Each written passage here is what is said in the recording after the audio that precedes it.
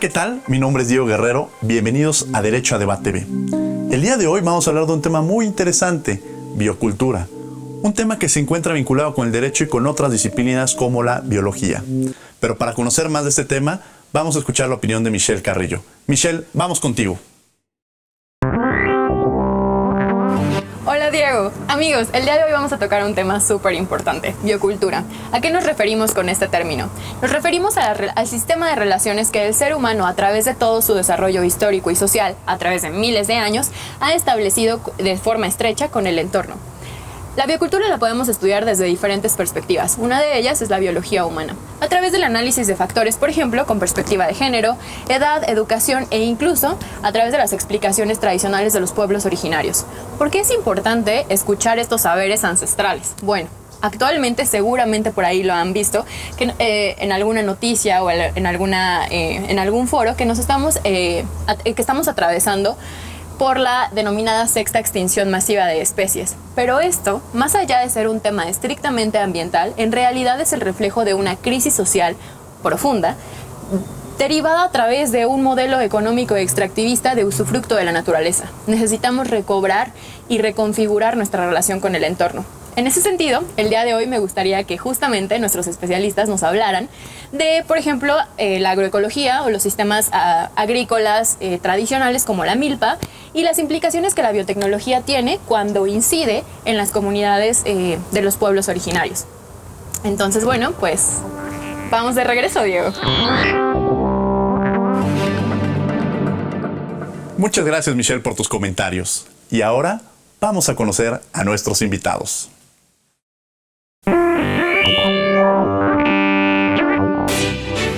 El doctor en ciencias, Sol Christians Nisagua, es biólogo egresado de la Facultad de Ciencias de la UNAM, donde actualmente funge como investigador adscrito al Jardín Botánico, desarrollando análisis de control de calidad y caracterización molecular de flora útil mexicana, y sus áreas de investigación versan en temas de etnofarmacología, fitoquímica, etnobotánica y fisiología vegetal enfocadas en la flora medicinal mexicana. Sobre dicha temática, ha publicado 10 artículos en revistas científicas especializadas, así como diversos materiales de difusión sobre el tema. Su trabajo ha sido retomado en la segunda edición de la Farmacopea Herbolaria de los Estados Unidos Mexicanos. Es miembro de la Sociedad Mexicana de Botánica, la International Society for Ethnopharmacology, la Society for Economic Botany, del Sistema Nacional de Investigadores, y es fundador de la empresa Fitoinvestigación y Desarrollo, enfocada principalmente al control de calidad de plantas medicinales cultivadas, desde la cual generó el catálogo de control de calidad de plantas medicinales selectas cultivadas en la Ciudad de México, y proyectos de control de calidad a transformadores de plantas medicinales beneficiarios de los programas de la Secretaría de Desarrollo Rural y Equidad para las Comunidades.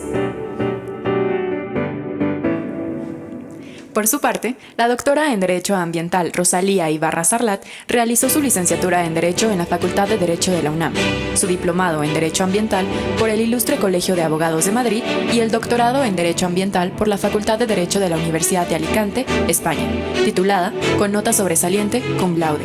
Es miembro del Sistema Nacional de Investigadores, profesora en la especialización de Derecho Ambiental de la Facultad de Derecho, dictaminadora de artículos, ponente en foros de análisis, congresos, jornadas, seminarios, así como autora y coautora de diversas publicaciones en materia jurídico-ambiental nacional e internacional.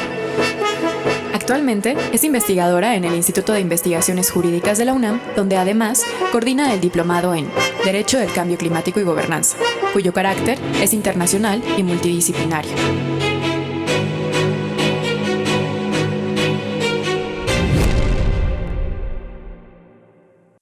Bien, ya conocimos a quiénes son nuestros invitados. Los invitamos a que nos sigan en las redes sociales. Estamos en Facebook, Twitter e Instagram como Derecho a Debate. Y bueno, pues ya sabemos un poco de quiénes están frente a nosotros el día de hoy en las cámaras. Y la primera pregunta que nos surge cuando empezamos a hablar sobre el tema de biocultura, ¿qué significa Sol?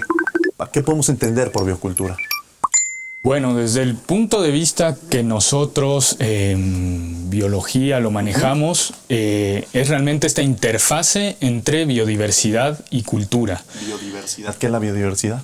Pues toda la diversidad justamente de seres vivos que compone un espacio, ¿no? Un territorio. En este caso, biocultura en específico, ¿sí? Es todos estos recursos bióticos, o sea, todos estos recursos naturales, pero de seres vivos que son manejados o son impactados por el ser humano. Eso es básicamente lo que englobaría este concepto para nosotros de biocultura. Y desde la parte jurídica, ¿cómo lo entendemos? Pues mira, de la parte jurídica en realidad no tenemos todavía un concepto reconocido, Sí. jurídicamente hablando y de manera generalizada, ni de manera internacional ni nacional. O sea, no tenemos una definición en algún instrumento jurídico, Rosalía. No, bueno, hay una iniciativa que salió ayer, pero bueno, es una iniciativa y como tú sabes, pues todavía hay que estudiarla y demás. Pero ¿cómo entenderíamos nosotros biocultura desde la parte, pues no me atrevería a decir meramente social, porque al ponerle el prefijo bio, nos lleva inmediatamente a hablar de las ciencias puras. Biocultura, ¿cómo lo entenderíamos? Y que lo tenemos que trasladar a la parte social, digamos que esa interrelación que tenemos nosotros como sociedad, como personas, con la naturaleza, con el medio que nos rodea. Y esto nos llevaría a lo que bien comentó Sol, a hablar de esa interacción entre la diversidad biológica y la diversidad cultural. Y la diversidad cultural ya nos lleva a ver esos patrones, modelos, tradiciones, costumbres que nos llevan a ese trato y a esa interrelación que tenemos con la naturaleza. Y eso ya nos va a llevar a una parte social, porque esa cultura nosotros como sociedad la vamos moldeando para obviamente interpretar y mantener el comportamiento social. Y es ahí donde empiezan los problemas de cómo tenemos la relación hombre-naturaleza. Claro, porque parecería que sería, como lo menciona Rosalía, un tema estrictamente visto del área de las ciencias exactas. Parecería que ellos son los más vinculados. Quizá en las ciencias sociales no nos hemos involucrado tanto, que creo que sería uno de los grandes retos, ¿no? Sí, ya es una obligación. Debemos de mantener, de hecho, un diálogo. O sea, necesitamos el conjunto de saberes, porque al final somos seres sociales, o sea, pero antes que nada somos seres biológicos.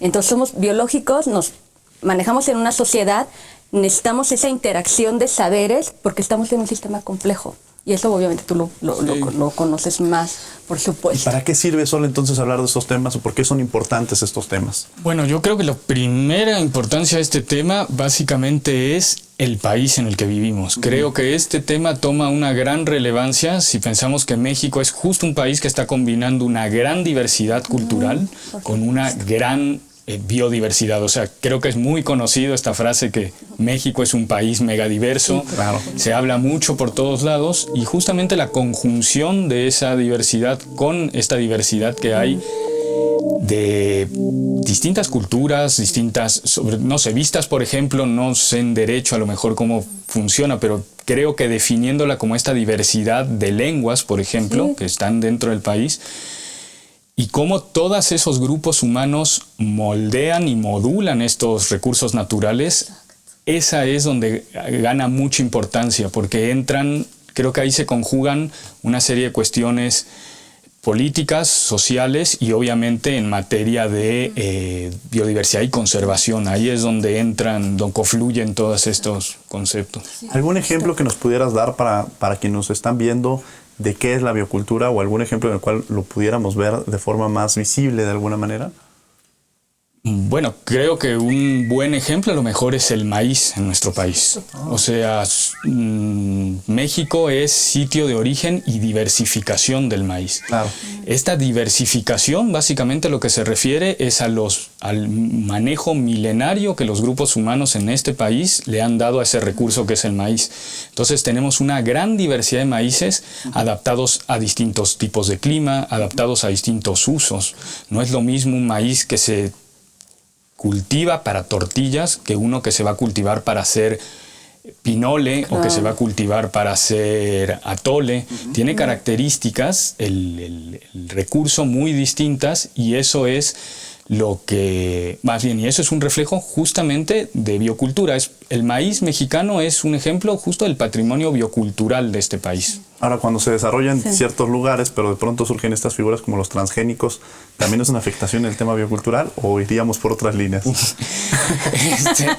Lo pongo en conflicto. Queremos entrar a este punto. Debíamos entrar a Sol.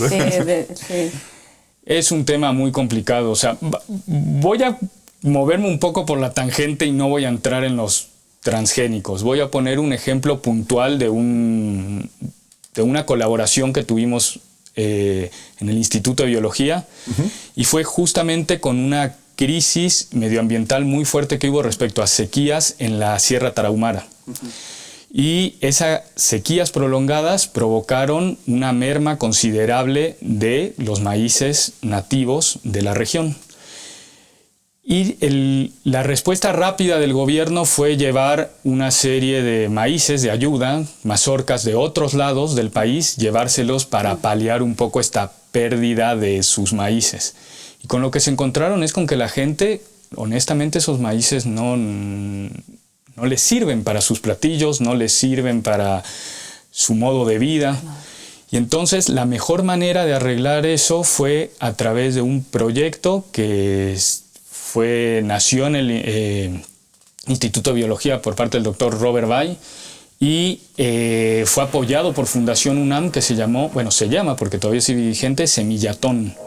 Y de lo que trató el Semillatón es de ayudarles a hacer una colecta de esos maíces nativos y propagarlos en campos ya tecnificados que tenían opcionalmente riego para poder modular esa pérdida de agua, esa falta de agua que había en esos momentos. Y así es como se reprodujo la semilla y se les devolvió los maíces nativos que ellos utilizan para sus distintos platillos o ceremonias inclusive. Interesantísimo. Claro, Aquí me surge una pregunta, sí. Rosalia, que es muy importante. Ya nos abordaron esta tangente de cómo se va desarrollando el tema, que seguramente regresaremos en algún punto. Sí. Pero de pronto, justamente ante la incertidumbre de tener un concepto de biocultura, nos lleva entonces a la exigibilidad de estos derechos. Sí. Entonces, si no tenemos un concepto, ¿cómo logramos exigir estos derechos o cómo logramos garantizar que se protejan? Ok, mira, no tenemos en realidad un concepto, pero sí ya tenemos instrumentos jurídicos para proteger la biodiversidad. Tenemos la Convención Internacional en materia de biodiversidad, que fue adoptada en 1992. Y por otro lado, también tenemos instrumentos jurídicos para proteger a nuestros pueblos indígenas. ¿En qué sentido? Con sus costumbres, sus tradiciones, los recursos naturales en donde, digamos, de los territorios donde ellos están asentados. Tenemos el convenio de la OIT, el número 169. Eso internacionalmente.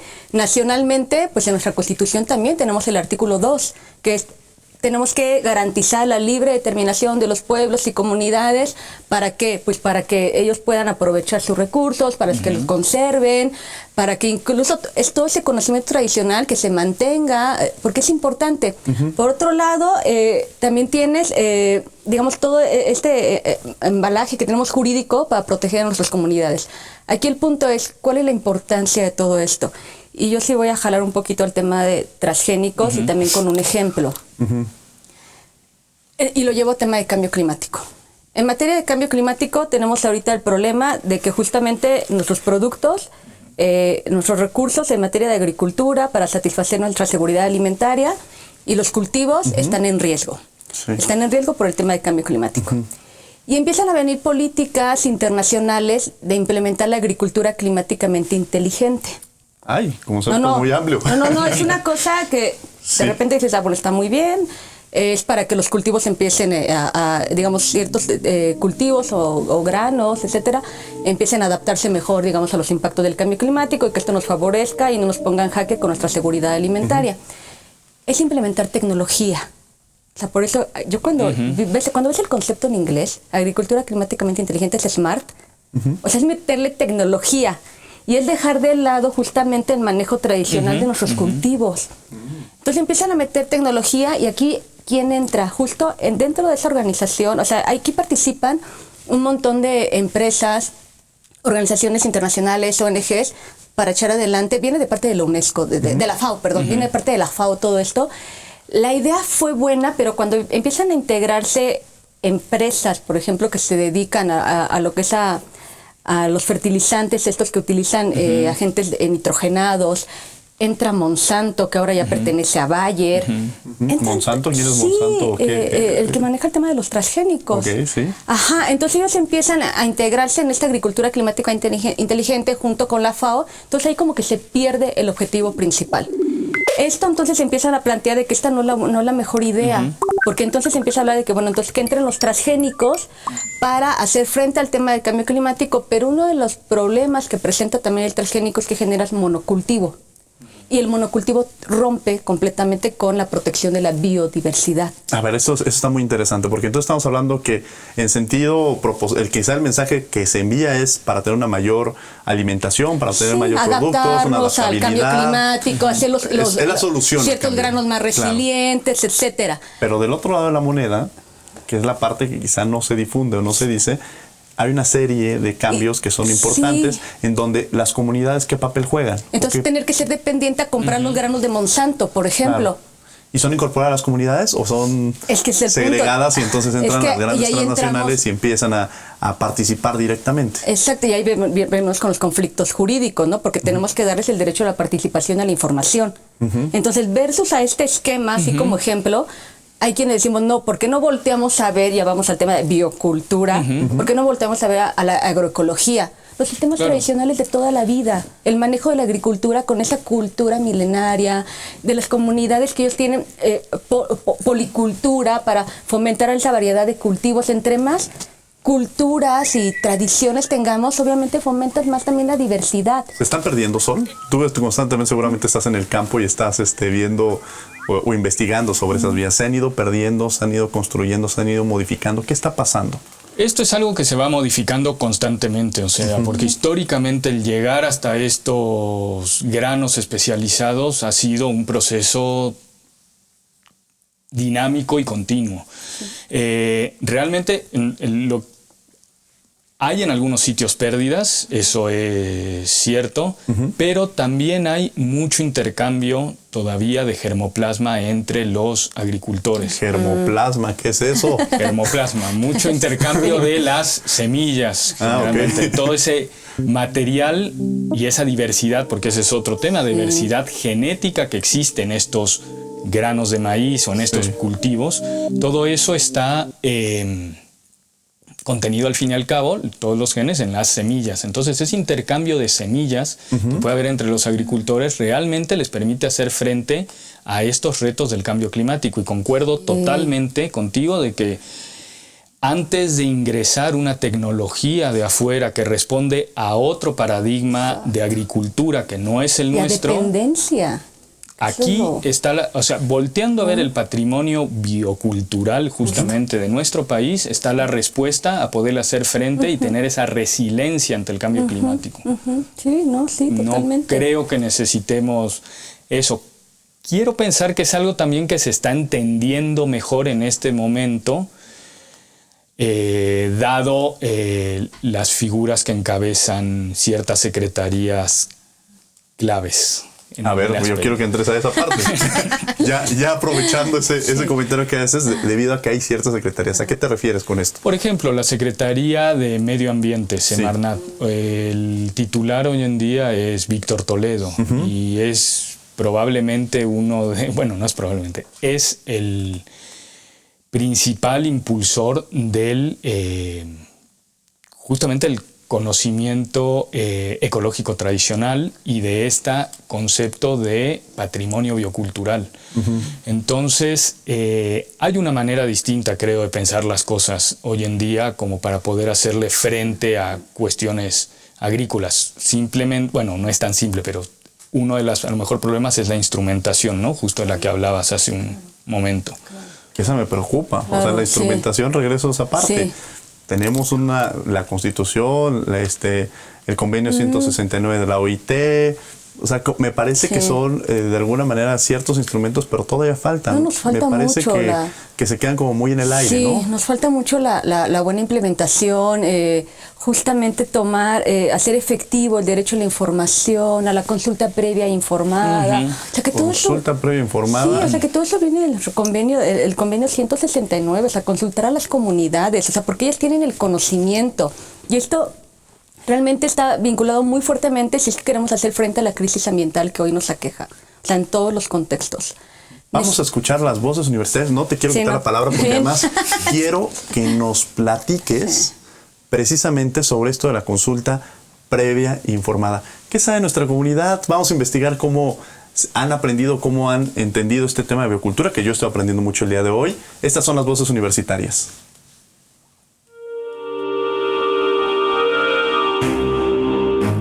Bueno, pues yo siento que la biocultura es un conocimiento que se adquiere o que combina la humanidad, lo que es los organismos y lo que lo conforma, lo que fue trascendiendo tras su historia.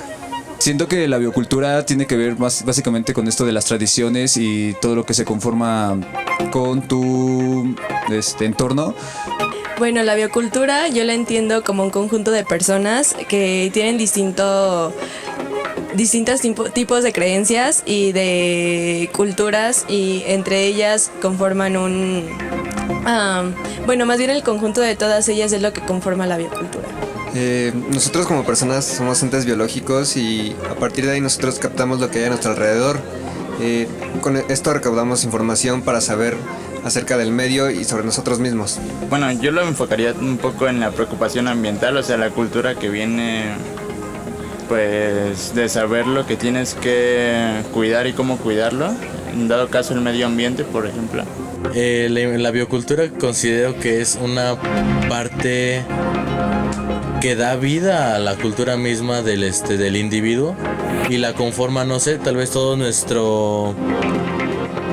nuestra cotidianidad, por así decirlo, desde lo que pensamos, por qué lo pensamos, lo que hacemos, por qué lo hacemos, como todo lo que nos rige desde un sentido interior hacia el exterior. Pienso que es importante puesto que en la historia, así como vemos cuáles fueron nuestros errores pasados, así mejorarlos en el presente y no repetirlos en un futuro. La considero importante, claro que sí, porque es como algo de tu ser, algo que vas a tener siempre toda la vida y que desde pequeño te van inculcando, y lógicamente con eso vas creciendo y vas haciendo tu misma forma de pensar a través de los antecedentes que antes mencionan. Sí la considero importante porque es lo que es nuestro entorno social y es lo que construye lo que es nuestro país y a nosotros como una comunidad. Sí, porque a partir de ella siento que vamos aprendiendo y descubriendo nuevas cosas que nos permiten evolucionar. Uno de los problemas que estamos enfrentando hoy en día es, pues podría decirse que el medio ambiente, todas las complicaciones que se nos vienen por el trabajo que hemos estado realizando durante muchos años, y creo que crear conciencia con este tipo de cosas sería importante.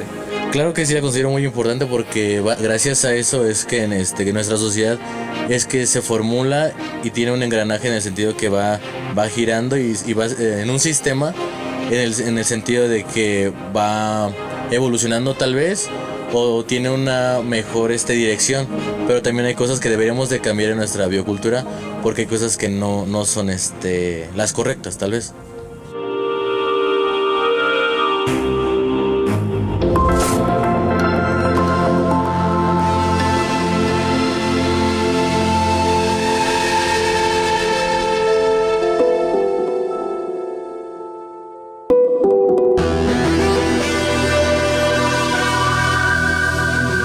Muy interesante lo que opina nuestra comunidad en las voces universitarias. Estamos de regreso en Derecho a Debate B. Los invitamos a que nos hagan sus comentarios en las redes sociales, Facebook, Instagram, Twitter, como Derecho a Debate. Y bueno, estamos hablando de este tema tan importante que ya nos habló la comunidad sobre biocultura, que además es un tema que quizá lo hemos visto en algunos lados, pero no tenemos con exactitud incluso un propio concepto, y eso también nos lleva a entender que es muy amplio, pero también que muchas veces no lo acotamos, sobre todo desde la perspectiva jurídica. Quizá desde el área de las ciencias exactas es algo que ya van familiarizándose más, pero de este lado creo que falta meterle un poco más de interés en el tema, ¿no? Sí. Y en esa parte hablabas de la consulta previa informada. Sí. Sí, fíjate que esto, jurídicamente es algo que ya, se ha instrumentado mucho.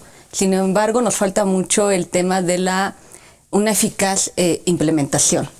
¿A qué me refiero? Y vuelvo otra vez. Constitucionalmente, incluso tenemos nuestro artículo, ya vinculado con materia ambiental, tenemos nuestro artículo 4 constitucional, párrafo 5, derecho al medio ambiente sano, el artículo 2, de garantizar los derechos de las comunidades y pueblos indígenas, su libre determinación de los pueblos, exactamente, para conservar sus recursos, etcétera. Tenemos el artículo 6, derecho a la información, participación.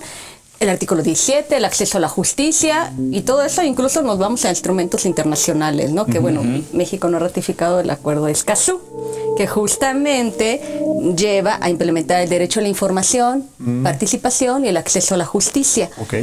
Es un acuerdo que se ha dado de manera internacional y México no lo ha ratificado. Sí lo firmó, pero no lo ratificó. No.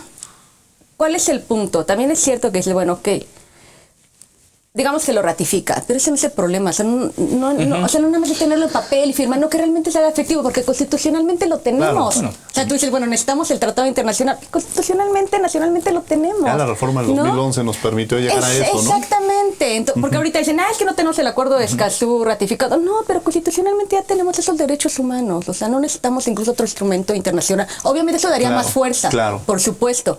Pero no agarrarnos de ahí. O sea, constitucionalmente se debe de ejercer ese derecho.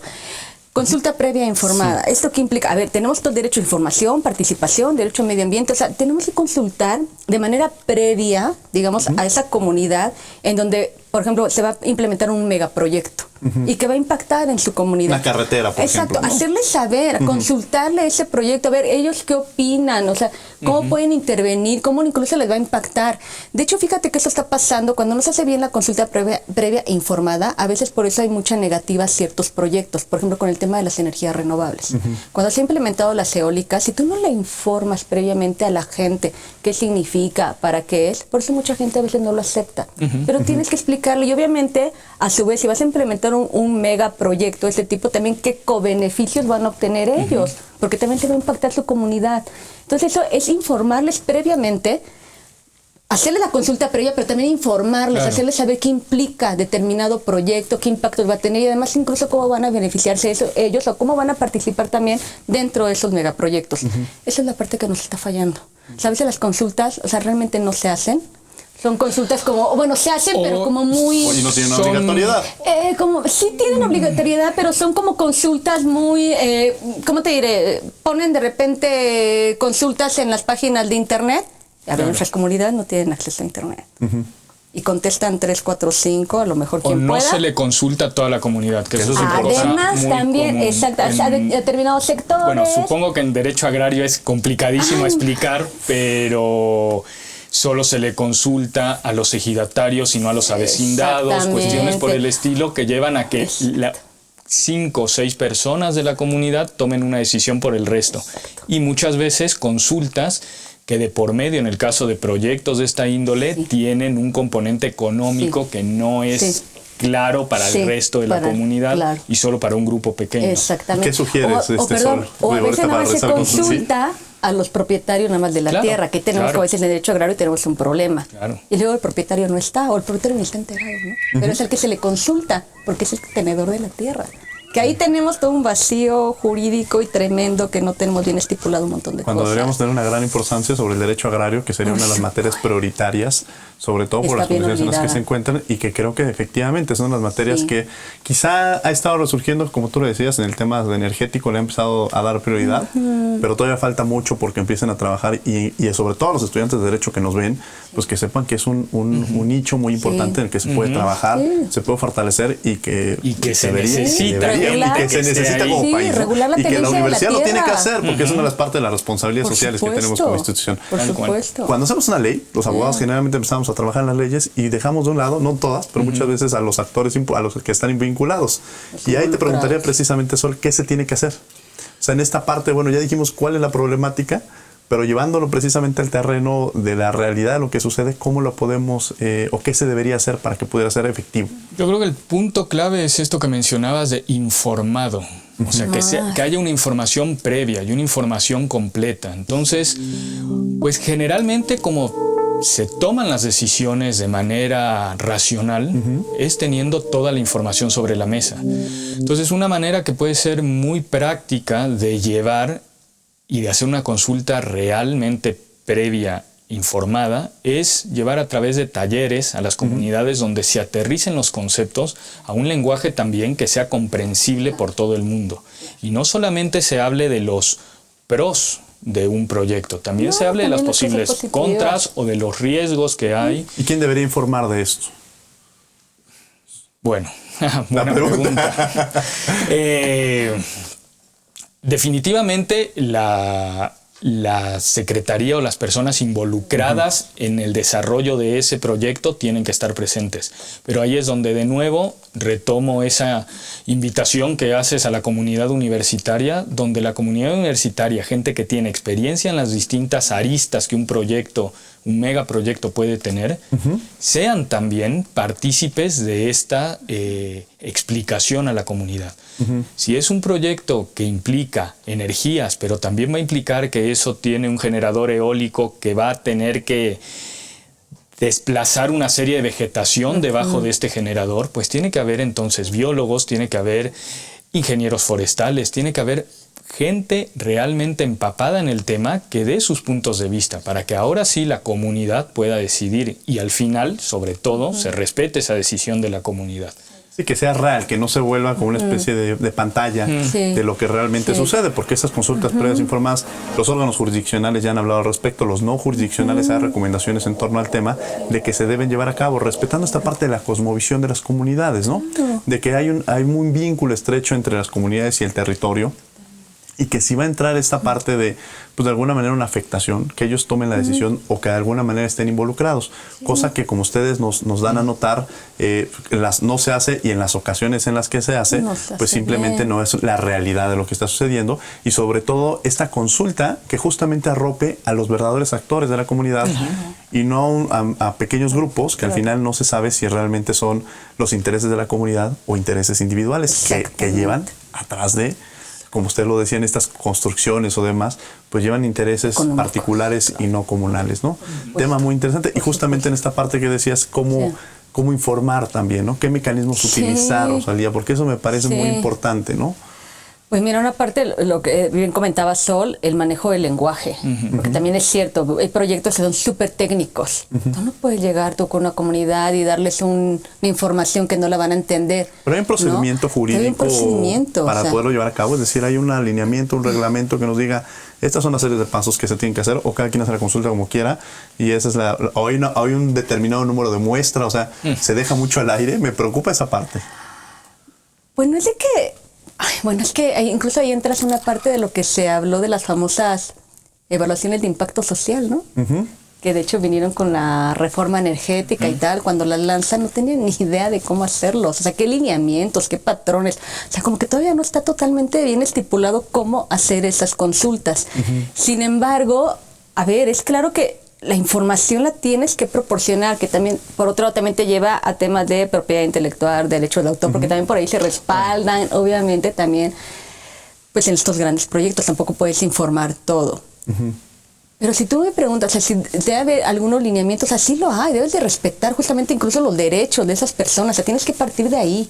O sea, respetar sus derechos, pero en todos los sentidos, sus derechos humanos, informar, participar, ser parte de esos proyectos que tienen todos los derechos humanos que engloba a todas estas comunidades. O sea, tendrías que partir desde ahí. Y quizá yo lo voy a llevar un poco a mi cancha académica, que es el tema de los derechos culturales y justamente el patrimonio cultural inmaterial.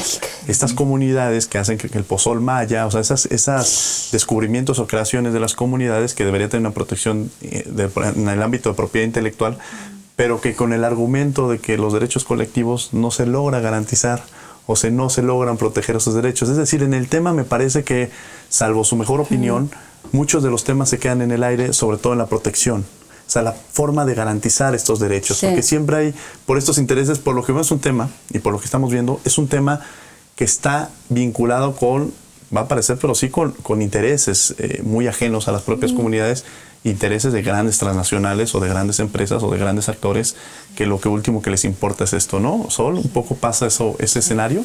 Pasa mucho. Pasa mucho. Yo decía un poco de forma elegante y tú me importas. Sí, no, es más común de lo que tú crees este tema, ¿no? Y poco a poco, sí, es cierto, se han ido instrumentando, bueno, no se han ido instrumentando, más bien han ido apareciendo diversas leyes, han ido apareciendo varios convenios que se firman a nivel internacional, pero como dices, todavía no es claro cómo deben de implementarse. Y pasa mucho porque, bueno, hay un ejemplo que ahora debe haber sonado, bueno, yo esperaría que sonara más, que es una variedad, por ejemplo, de maíz que produce raíces adventicias. ¿Qué significa eso? Sí, a eso iba, porque ya... Son raíces que salen por encima de la tierra, en este caso. Si uno se imagina un maíz y uno piensa en la planta, tiene como una especie de secciones, ¿no? La va formando, como si fuera una caña de azúcar.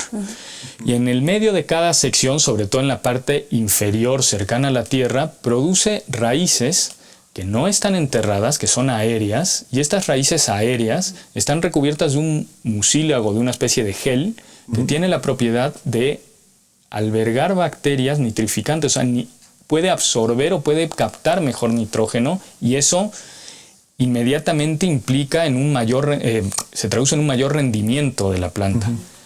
Bueno, este tipo de descubrimientos, ¿quién los regula al final? O sea, ¿quién protege a esa comunidad que durante años ha seleccionado el grano y ha logrado que aparezca ha propiciado la aparición de esta característica inusual que tiene un potencial agronómico brutal? ¿Quién protege ese germoplasma? ¿Con qué instrumentos, no? se protege esa, pues sí, propiedad intelectual? Porque al fin y al cabo es una propiedad intelectual, sí, comunitaria, pero de esa comunidad que lleva miles de años seleccionando, ¿no?, estos granos. Y que podría llegar a una empresa y tomar las propiedades y quizá encapsularlas o buscar un mecanismo y venderlas, y no había forma de garantizar estos derechos morales, que reconocimiento de la comunidad, ni patrimoniales, que la parte económica, ¿no? El problema es que ya está pasando. O sea, quien financia gran parte de este estudio es una compañía americana de alimentos, Mars. Entonces, al final del día, la pregunta es de quién va a ser el desarrollo industrial, por ejemplo, de esta característica de una planta, ¿no?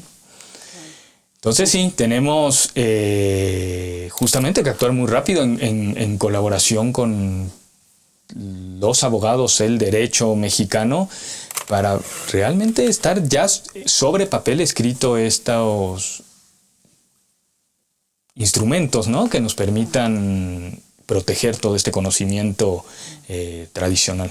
Es un tema muy interesante porque definitivamente vemos que son las farmacéuticas, las transnacionales, las empresas de moda, quizás las empresas de las que se ven beneficiadas y donde se deja a un lado, en mucho, ya no un poco, como decía yo al principio, retomando lo que dice Sol, en mucho, el gran problema al que nos enfrentamos, y que de alguna manera este trabajo que se debe realizar entre diversas disciplinas va a ser algo que nos va a ayudar muchísimo y que pues desde luego desde este espacio también estamos promoviendo para que se haga en conjunto.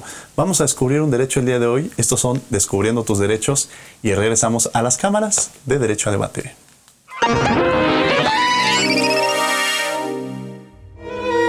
Toda persona tiene derecho a libre acceso a la cultura, ya sea material o inmaterial.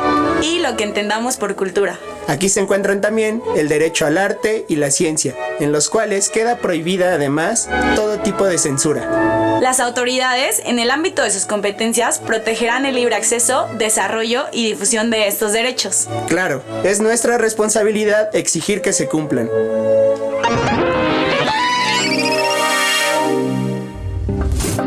Nos interesa mucho su opinión. Estamos en las redes sociales como Derecho a Debate, en Facebook, Instagram, en Twitter, para que nos hagan llegar todos sus comentarios de este interesante tema que es biocultura. Pero mucho de esta pregunta ya hemos visto muchos ejemplos.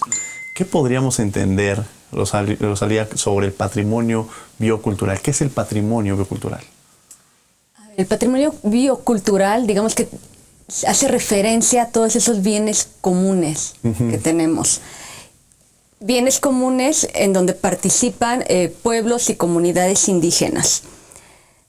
Pero a mí, antes de entrar al patrimonio biocultural, sí me gustaría más bien dejar claro, o no tanto dejar claro, sino más bien hacia dónde tendríamos que caminar.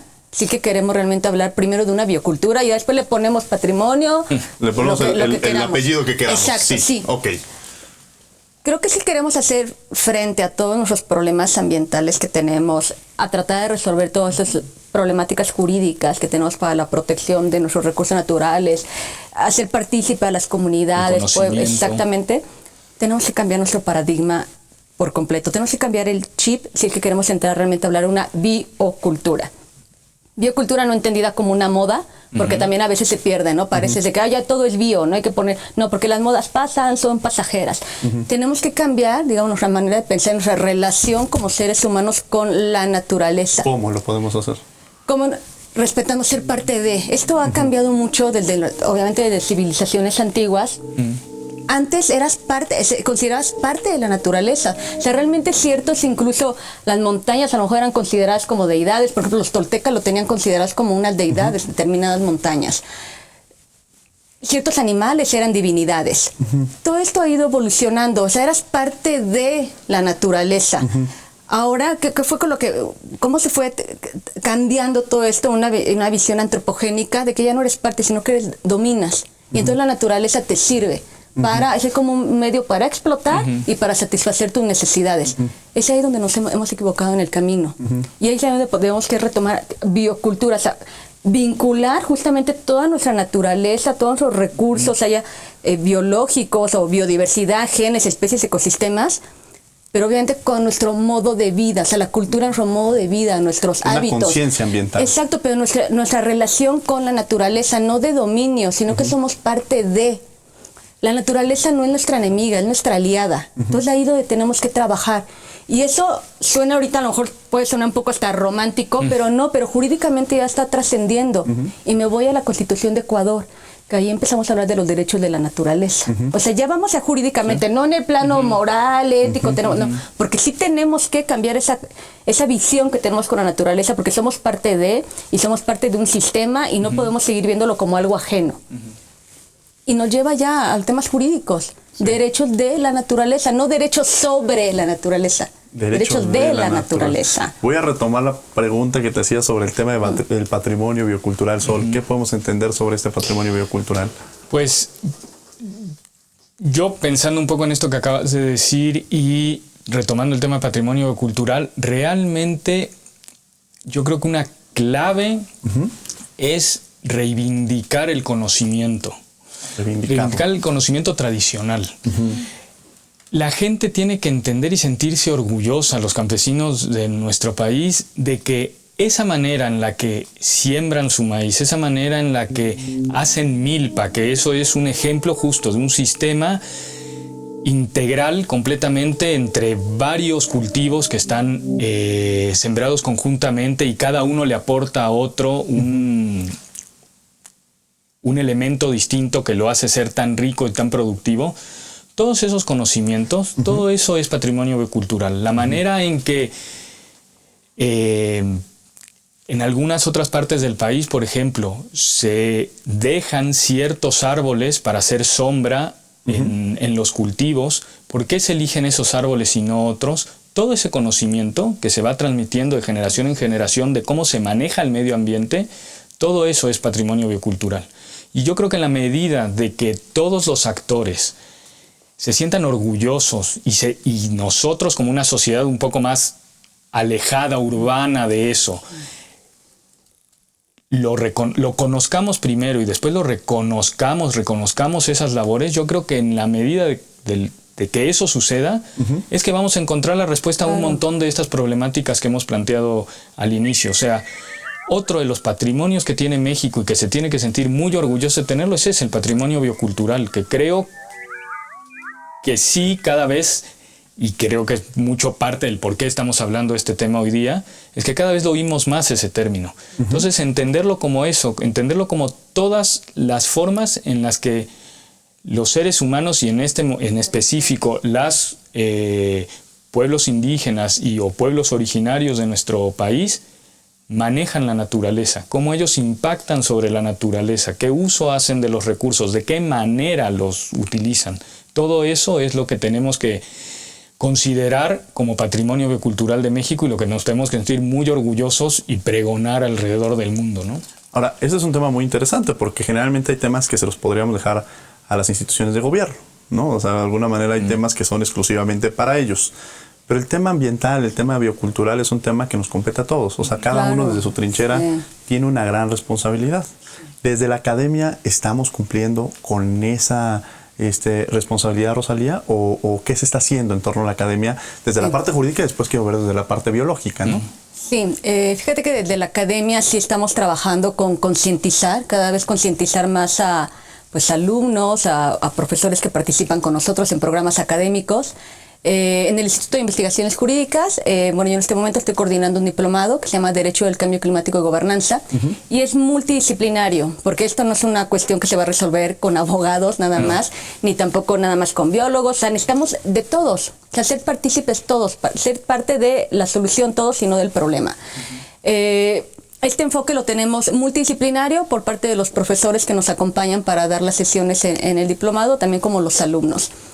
Y la idea es esa, o sea, el objetivo que nosotros tenemos es concientizar, dar a conocer todas estas problemáticas, pero de una manera transversal, que no nada más se quede en un plano solamente a lo mejor jurídico, un plano un tanto cuadrado, no, o sea, ver todas las aristas en todo lo que impacte, cómo podemos coadyuvar todos de alguna manera, jurídicamente, desde las ciencias puras, o sea, todos participar en esto. Pero me parece que sería importante justamente eso, y hago la pregunta, o sea, justamente no hacerlo cada uno de sus trincheras, sino sumar trincheras, ¿no? Comunicarnos, porque a veces no nos acercamos, que pensamos, ay, es biólogo, es abogado, claro, no nos vamos a entender.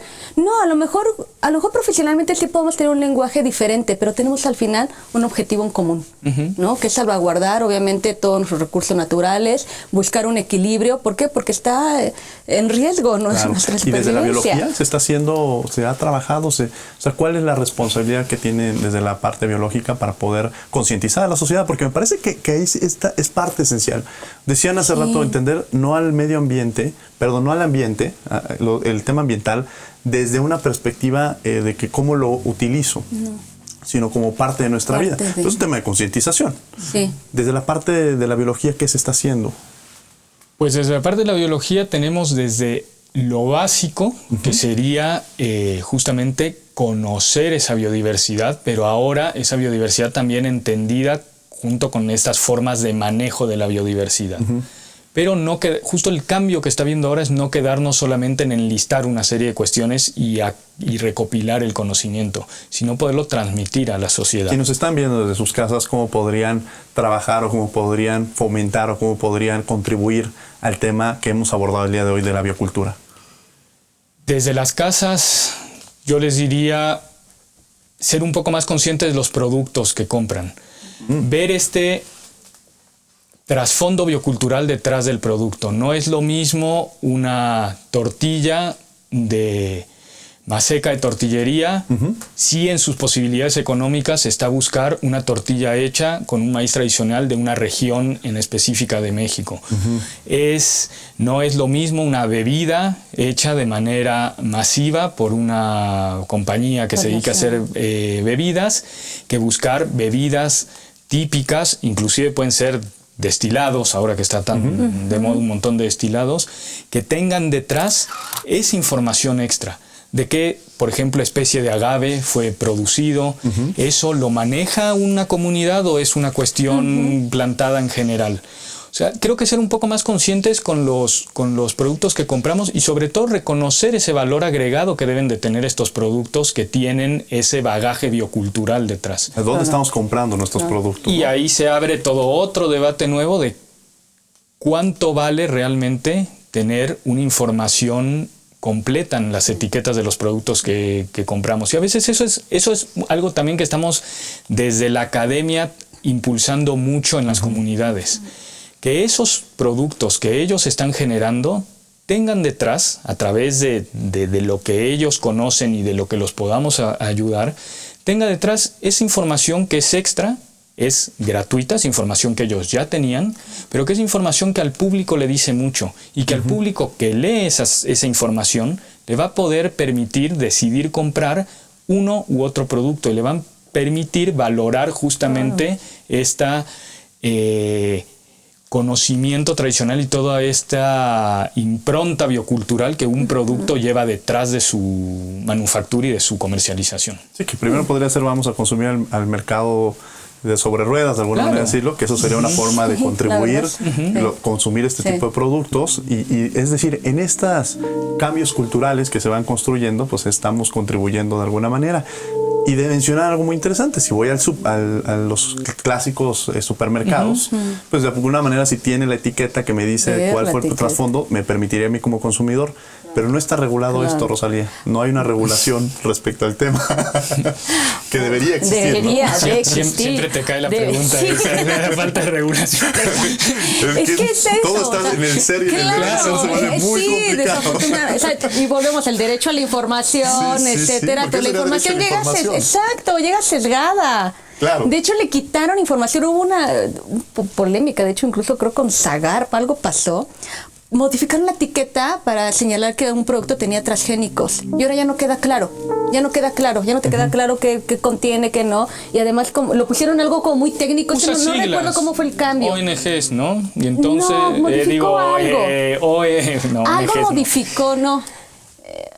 OGM. Se usan las siglas. Pero mucha gente sabe qué es eso. Tú ves el app y ves un OGM. Mucha gente que no sabe. Hay un reglamento o hay algo que dice que tienen que informar. Tienen que informar. Pero sí, de hecho las etiquetas son como muy, la información es muy engañosa a veces. O sea, luego no llega a todo el público. O sea, la etiqueta, la información que viene a veces es sumamente técnica. Y tú como consumidor sí tienes derecho a saber qué estás comprando para que también te vuelvas un consumidor responsable.